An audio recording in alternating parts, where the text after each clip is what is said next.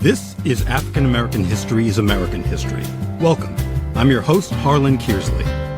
This program's goal is to foster understanding, promote discussion, and expand knowledge through stories of historical events, bios of unsung heroes, as well as timely and relevant news stories which hopefully will paint a vivid picture of the effects of segregation, discrimination, and bigotry on the lives of both blacks and whites.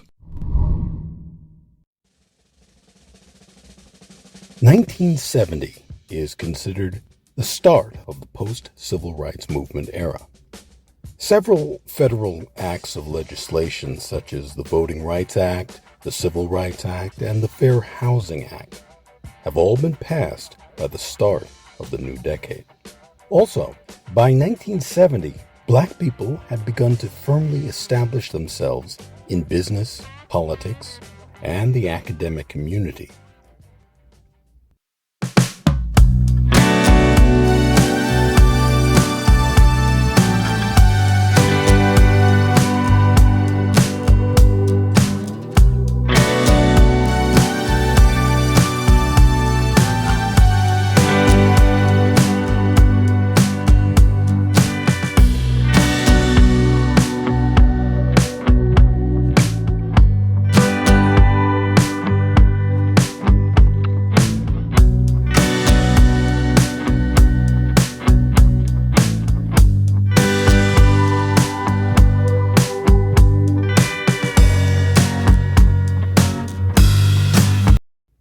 In January of 1970, Dr. Clifton Wharton Jr.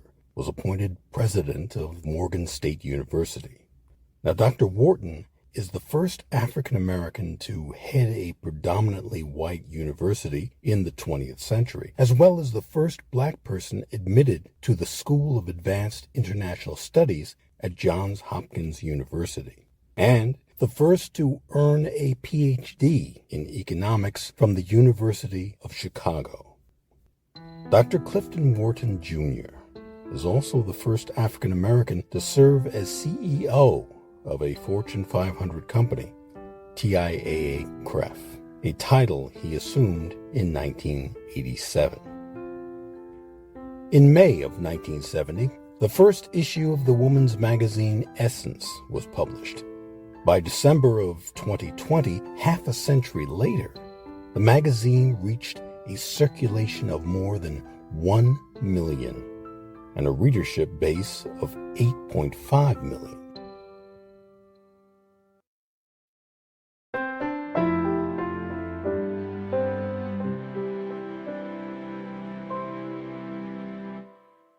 This is African American History is American History. On June 16, 1970, Kenneth Gibson is elected the first black mayor of Newark, New Jersey, beating out a two-term white incumbent and thus becoming the first black mayor of a major northeastern U.S. city. During his 5 terms, Mayor Gibson builds and rehabilitates thousands of housing units throughout the city. He was defeated for re-election in 1986. Kenneth Allen Gibson passed away on March 29, 2019, at the age of 86.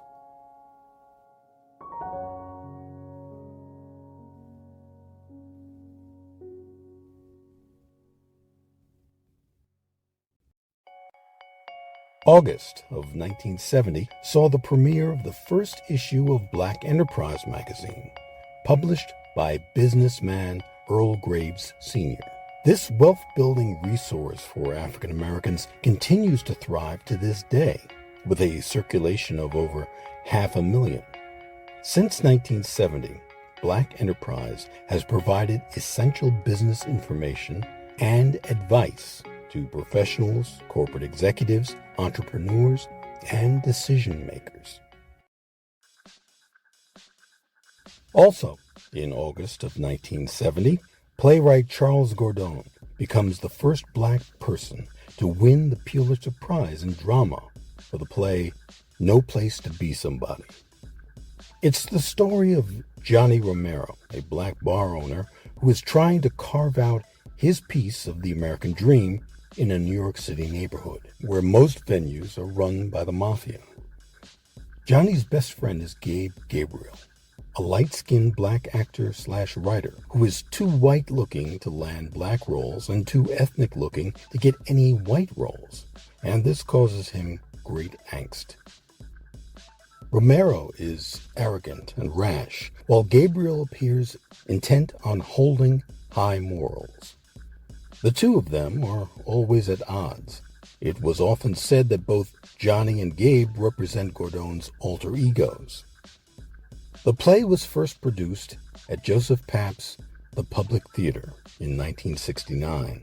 Not only was Charles Gordon the first African-American playwright to receive the Pulitzer, but No Place to Be Somebody was the first off-Broadway play to receive the award. Described as a, quote, black comedy, end quote, No Place to Be Somebody soon became a hit on Broadway. With Gordon as director, No Place to Be Somebody played to packed houses with diverse audiences. From 1970 to 1977, the play toured nationally. Charles Gordon taught at Texas A&M University from the mid-1980s to the mid-1990s. On November 16, 1995, Charles Gordon died of liver cancer.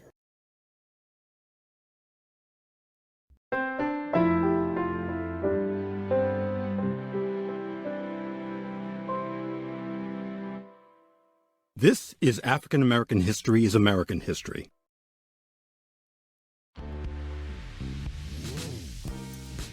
In October of 1970, on the local Chicago television station WCIU-TV, Soul Train, the first TV show to prominently feature African American musical acts and dancers, premiered. In what was considered a radical move for 1970, Soul Train was a breath of fresh air. The show exhibited the cultural perspectives of African American music, dance, and fashion on television, a media not known as an outlet for popular black culture in the U.S. at the time. Soul Train was created by Chicago radio announcer Don Cornelius, who was also the host. The show was produced in hour-long segments, 5 afternoons a week, and became a local television hit.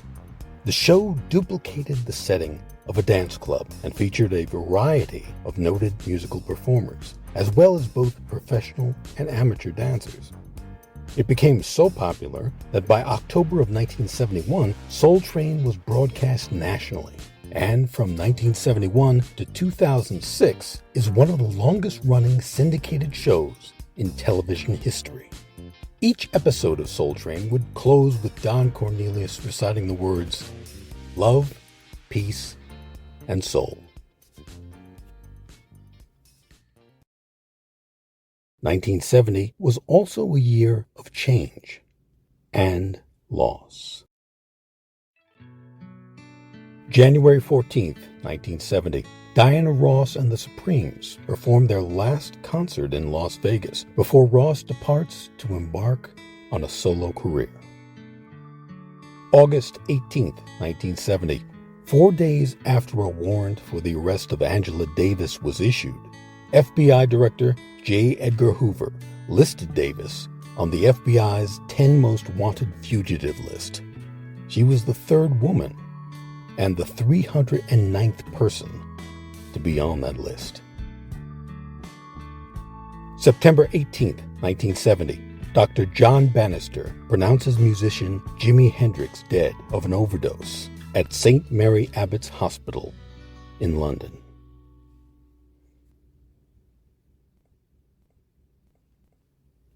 Despite advancements in civil rights legislation, racial tensions remained high in 1970. Good jobs, voting rights, better schools and housing, demanded through the 1960s, continued to be fought for by 1970, and blacks were becoming frustrated with economic conditions that were slow to improve.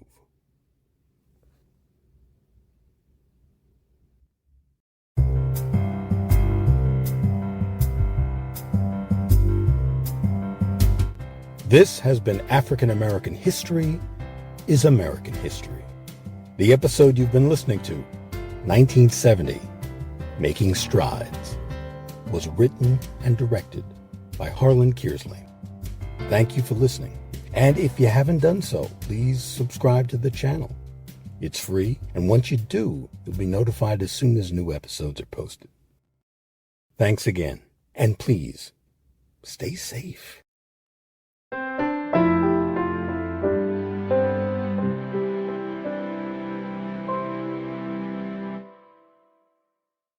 African American History is American History. Copyright H.C. Kearsley, 2023.